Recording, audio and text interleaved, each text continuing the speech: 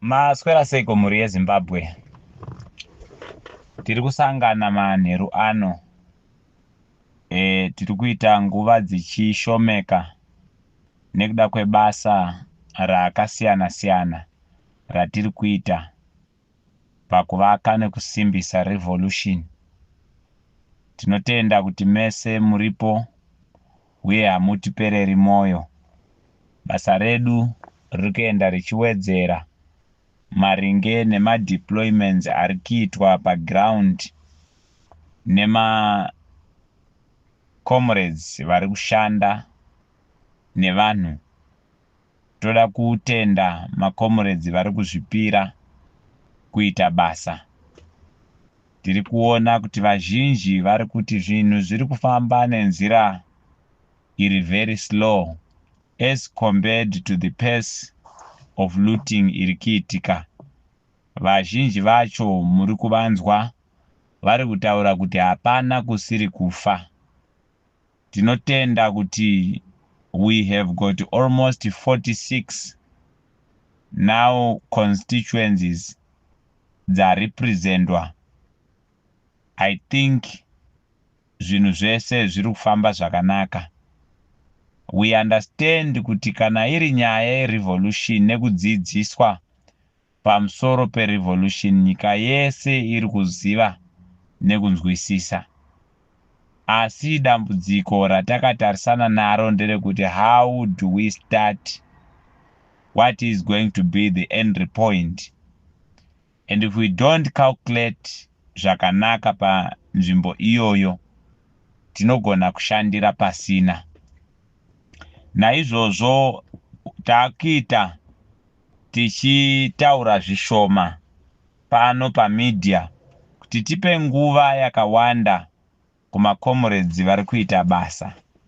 Revolution ino vanotipa njere dzekushanda vanotitaurira kuti it is not meant for putting someone in power chete. It is meant for the generations. It is meant for the people, ordinary people of Zimbabwe. Revolution ino yakauya kuti izoshandura mararamire emwana weZimbabwe. Naizvozvo haisi revolution yaMnangagwa, haisi revolution yaChamisa, haisi revolution yaGeneral Chiwenga, haisi revolution ya anyone, because those people are already protected by power, and at the same time vane mabenefits avari kuwana. Ndosaka tichiti tikachema nenhamo, ivo havagoni kuchema nenhamo nekuti vane chinopinda muhombodo vorarama. Asi mwana weZimbabwe to every corner munomunzwa achichema. Ndosaka muchinzwa manesi achiuya pano achichema. Toenda kune vatauriri vavo votaura kuti isusu we are tongue twisted and arm twisted kana taakuapproacha public, asi tine matambudziko atiinawo. I think vazhinji vacho makavanzwa pano. Maticha ndizvozvo, maprison warders ndizvozvo, moenda kumapurisa ndizvozvo, masoja ndizvozvo. Zvoreva izvo kuti vana veZimbabwe we have got a common reason of unity tichibatanidzwa nematambudziko atakatarisana nawo. Asi tiri kunzwa vazhinji vacho vari kutaura kuti dai tange taita a move, nekuda kwekuti zvinhu zviri kuitika tinogona kutaura hondo ichitangwa haina kutangwa nepreparation bedzi, yakatangwa zvakare nevashoma. Ndinotenderana nemi, I understand, but ndoda kutaura nhasi kuti muzvizive kuti we have got the avenues dzatinofanirwa kushandisa kuactivate this revolution. Chekutanga, we need to use our mind. Chechipiri, we need to use our bodies as the weapons. Chechitatu, tinofanirwa kushandisa courage yedu yatiinayo. Izvozvo zvinofanirwa kuzivikanwa. willingness of sacrifice, but strategically deployment to attack strategic positions dzinokonzera kuti nyika ino igone kusununguka. Izvozvo zvinhu zvatiri kuzoita. Saka musanyanya kuona sekuti hatina zvatiri kuziva. Tiri kuziva zvatiri kuita, uye zvakare tinotenda nekuda kwekuti kusangana kwatiri kuita hatisiri kusangana pachano pano vashoma vanozviziva kuti kune kuri kusangana macomrades vari kupfuta moto, uye zvakare vachifamba vachiita ground coverage vachidzidzisa vanhu. Kuri kudzorwana ikoko, kune vamwe vari kutopisa, asi chatinoziva ndechekuti vashoma ivavo vachakonzera kuti nyika ino isununguke kana vachinge vangosvika panhamba inofanirwa kusvikwa, uye toita assess the ground kuona kuti zviro kwazvo vanhu vedu they are ready. So ndosaka takaintroducer ma-coordinators ari kushanda direct on the ground. Takange tichiitira kuti kana Zimbabwe ikasununguka nesu tasununguka. Zvatiri kuita pano zvakasiyana nekutsvaga mbiri. We are not looking to be recognized as the politicians vane maprofile ari paWikipedia. Andizvo zvatiri kutsvaga. Tiri kutsvaga kusunungura vana veZimbabwe, and we are directed nezvatiri kuziva kuti masignals edu ari kuti unite the people and make sure we do conscientize each other nematambudziko atiinawo enyika ino, sekuziva kwaakuita mwana wese wemuZimbabwe, kutaridza nezviri kuitika zvacho kuti dambudziko riri munyika yedu is misgovernance.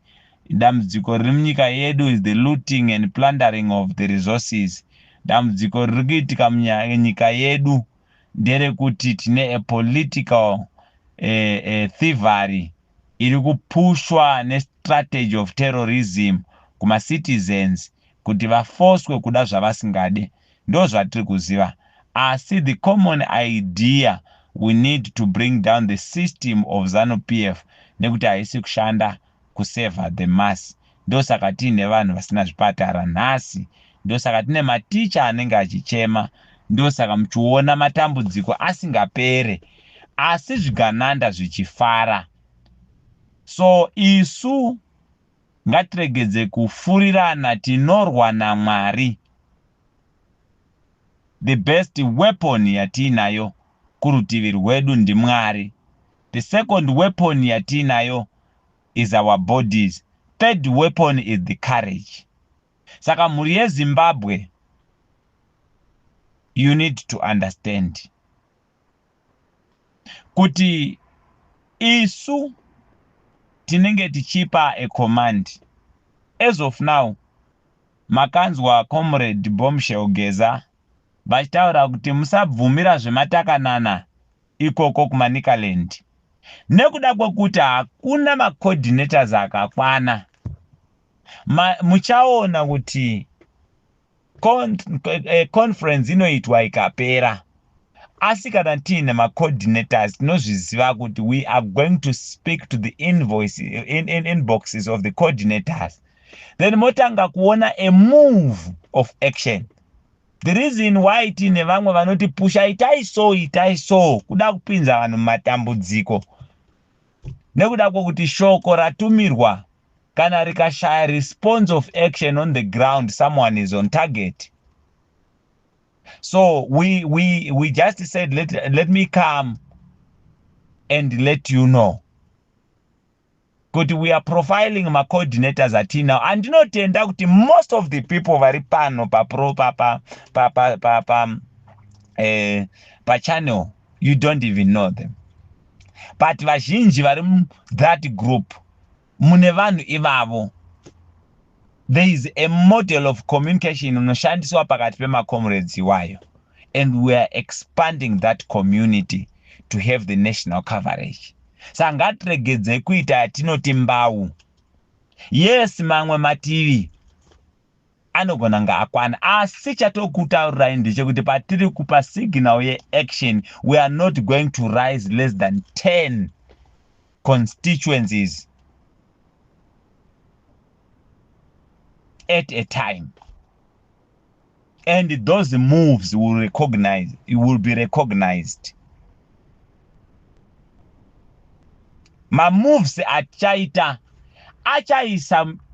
mutinhimira uchakonzera kuti zvizikanwe kuti zvinhu zviya zvatanga, nekuda kwekuti we must be very conservative towards the action, because it's just a whistle blowing which is happening to come and bring everyone on table for a national consensus which is going to plug this country to the position of progress through the resources dzenyika. Takabata signal yekuchengetedza upfumi hwenyika kuti tigone kuchengetedza upenyu hweramangwana.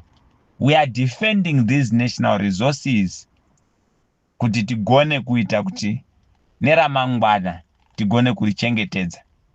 Kana tichiti national resource hatisi kutaura minerals chete. Even human beings is the resource of the nation. Saka tichitaura maresource tiri kutotanga newe. Ukaona uchiti uri mwana adzidza muZimbabwe wokepwa nachancellor wemuZimbabwe, wotanga kubuda kunoshandira kunze kwenyika, nyika yaluza resource.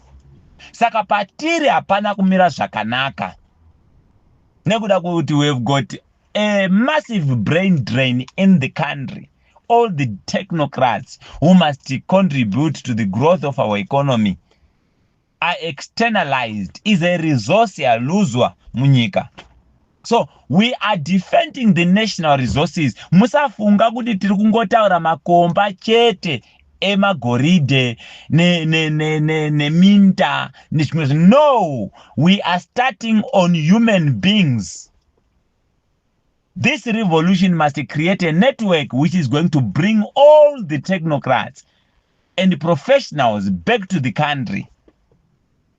Saka rakawanda basa riri kuda kuitwa, asi ndoda kuisa pachena nhasi.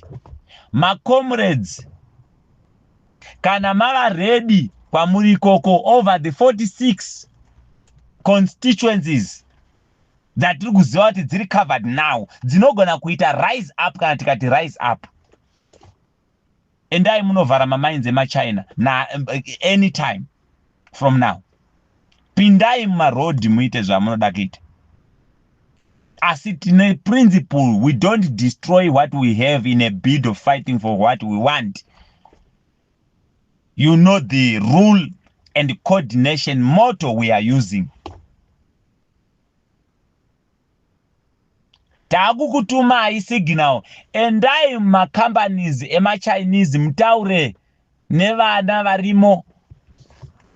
Mutaure kuti nyika ino haina benefit yairi kuwana pamabasa amuri kushanda. Mbogarai kumba kusvikira takuziva kuti tataurirana kuti upfumi hwenyika ino hunoshanda sei kuti hubenefita mbuya vari kwachenda mbuya, muchembera ari kwachenda mbuya.